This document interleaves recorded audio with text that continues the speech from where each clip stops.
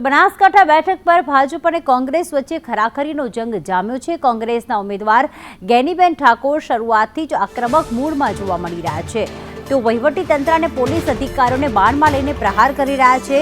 તેમણે પોલીસ અને જીએસટી અધિકારીઓ પર હપ્તાખોરીનો આક્ષેપ લગાવ્યો। તો બીજી તરફ ભાજપના લોકસભાના ઉમેદવાર રેખાબેન ચૌધરી વિકાસની વાતો સાથે પોતાનો પ્રચાર કરી રહ્યા છે।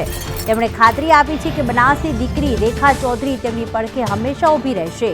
આ બનાસકાંઠા બેઠક પર ભાજપ અને કોંગ્રેસ વચ્ચે ભારે રસાકસી જોવા મળે તો પણ નવાઈ નહીં।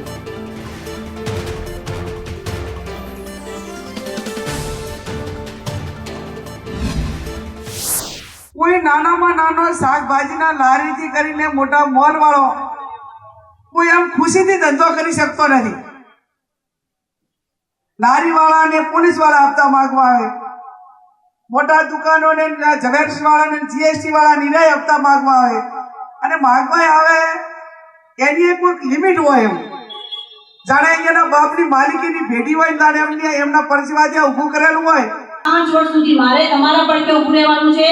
તમારા કોઈ પણ પ્રશ્નો હોય, તમારા વ્યક્તિગત સામાજિક કોઈ પણ પ્રશ્નો હોય, કોઈ પણ કામ હોય તેમાં ચિંતા ના કરતા આ તમારી બનાસની દીકરી તમારા પડખે જરૂરથી ઊભી રહેશે એ હું આપ સૌને અહીંયા ખાતરી આપું છું।